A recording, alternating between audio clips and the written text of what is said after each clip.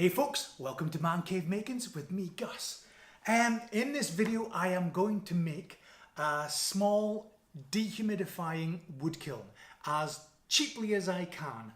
Now the reason I need, needs a bit of a strong word, I would like to use a wood kiln is because I have bought some beautiful English yew which I am going to turn into a beautiful little project, maybe a future video. And you can buy kilned wood. Now that's usually everything that you buy in like a DIY or a lumberyard or a sawmill that has been through an industrial process that takes it from that freshly cut wood, which can be anything up to sort of 30, 40, 50% moisture content, down to about 6%, and that's what commercial wood is, about 6 to 8%. So when you use it in your home, in your nicely central heated home, it doesn't warp and bend and shrink and crack and all those sort of things because it's already been through that process. Unfortunately, when you buy essentially a cut from a tree, it comes maybe air dried. Now in the UK that is usually anywhere between sort of 20 and 30% moisture content, and this has been air dried. So I'll just show you. I've got a moisture meter here, so I'll just stick it in here. There we go. There you go. So it's sitting at 24.4% as a moisture content within the wood. This isn't any use. It's a nightmare to work with for a start, just clogs up your machines and things like that. So I need to take it from 24% down to 6%. So I've got to build a kiln, obviously. Yeah, that's the look that my wife gave me as well.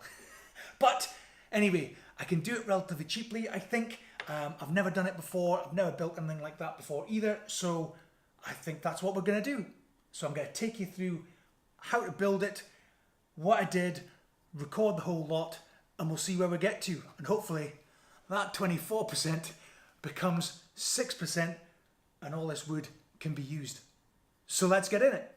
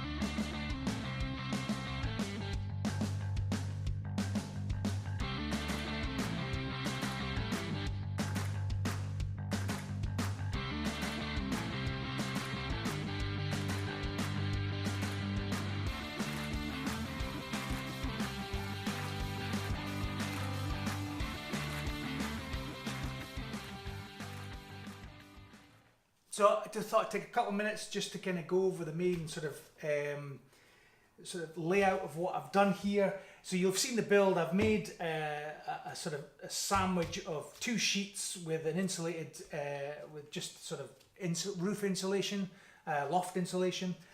Made this thermal box and created a chamber here. I've put a baffle plate in here, so when the lid comes down, it shuts off this area here. And this little slot here is so that the air movement can work within the chamber. What you can't see off camera here is this little beauty here, which is a domestic thermoelectric dehumidifier, and it's got a little fan in here. I think it works a bit like a fridge sort of like a back of the fridge where it'll just cool down, and the air movement goes over the top of it, and it drops down, or the moisture drops down into the little chamber there. So I've made it just big enough so the air movement is forced to go into the chamber, back through this slot, over the dehumidifier, back into the fan, and does a little circular sort of movement. 3 elements: the dehumidifier. I've got a digital sort of thermometer here, which has got a 10 amp switch in it. And what I've done is I've linked out just a normal fan heater here, and I've linked out the fan so it continually runs, and then I've hooked the first stage of the heating element of the fan up to this, and this will now give me a constant temperature inside based upon the temperature readout, and there's a little probe just on here, so as the air comes round, then I'll know that I've got a constant temperature within the box here. Temperature wise, I don't know. It's a bit of a suck and see job because there's not very much information. I'm going to start off at 25 degrees, leave that for a couple of days, then maybe go to 28 degrees, and then maybe 30, 31 degrees. So I think that's about it. I've made it really cheaply. I've made the box as thermally efficient as I can. You know, put a little seal in here to help mitigate any sort of gaps in the seal, and I hope that it's going to work. So we'll just have to wait and see how it gets on. So I'll hopefully give you a little shot of it all in situ. It might be a bit wobbly with the camera, but here goes. So there's the little temperature display here, just 26 degrees. I've just switched it on, so it's just warming up. There's the stack. There's the little temperature probe here. So I've created as much space as possible in between all of the bits of wood to give enough air gap for air circulation, and then there we go, there's that baffle plate, the heater and fan, and then the dehumidifier. So the air will come from here, circulate through the wood, back round, or circulate round over the dehumidifier, back into the fan, and just circulate round. So that's the setup. Okay, so I'm just going to go and see how much water is actually in the reservoir here, because what I don't want to do is case harden the wood. So case hardening is when the outside of the wood creates a layer, and the inside it retains the moisture within the core, and it's a nightmare when you start working with the wood. So I've got a little chart, and I'll take you through that in a minute. But essentially we've got, it's just sitting here, so 300 milliliters in 2 days, so not very much over 2 days, which is great, I think, but I'll take you through the chart and we can take it from there. So the first job on the list is to get the surface area of the wood. Now this is so we can understand how much water we're taking off that surface of the wood. So that means a little bit of maths. Yes, I can hear you groaning. Stop moaning at the back of the class, please. But essentially this is how I worked out the surface area of my wood, taking some school maths, which is the area of a pi r squared. This is supposed to be a wood round, but it looks like a bit of an Almani with a big nose. So apologies for that. Art was never my strong forte. So yeah, working out the surface, you need two, obviously both sides. Working that out through equated to just shy of 0.92 meters squared, just shy of a meter squared of wood in the kiln, which then translates across into another chart. Okay, so this is the second chart, and I need to give a shout out to fellow YouTuber Farmcraft101 for the information here. I'll post a little link down to his video on case hardening. So I took all his information really, which was taking it from an imperial and turning it into metric, as I work in metric.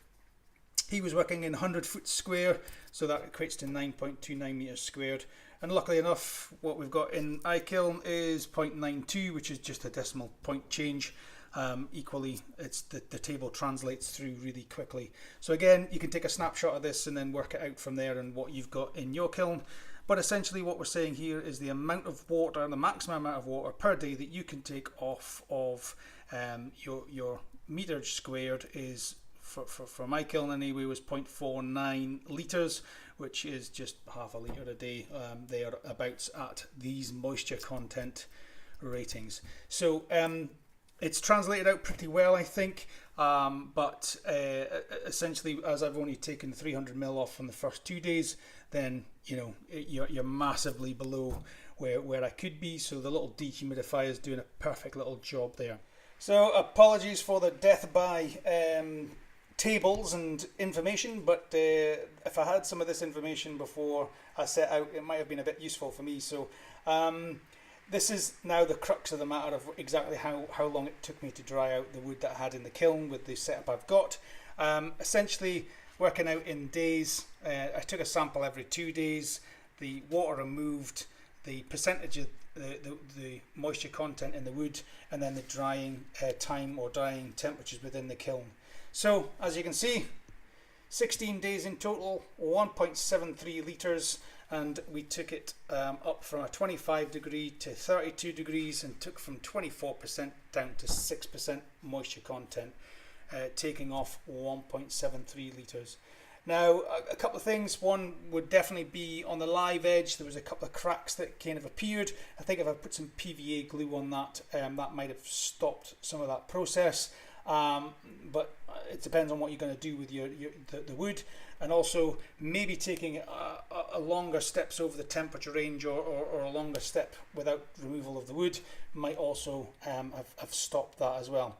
But I am super delighted with the outcome, and essentially, yeah, it works an absolute treat. Well, after 16 days of being in the kiln, they're all done, and I mean, it is proper. Oh, it's hard wood, and feels really dry, and I am chuffed with how it has come out. The wood kiln has done exactly how I thought it might do it. A little bit worried that it didn't, but it really has. So my little moisture meter here, stick it in the wood here, and let's see what we've got. Oh, look at that, 5.4% as a moisture content within the wood. Boom! This thing is ready to go. I'm ready to work with it. It's way below the 6% that I'd hoped for, and I'm really, really chuffed with how it's turned out. 16 days, I don't know whether that's good, bad, or indifferent. Maybe you've got some experience with this sort of stuff. Love to hear from you. Please leave me a little message in the description section, and I try and get back to everybody. But thank you very much for watching. Obviously, I'm going to turn this stuff into something a bit more interesting, so maybe keep an eye out for the future video. Again, thanks for watching, means a lot to me, and as always, I hope to catch you again.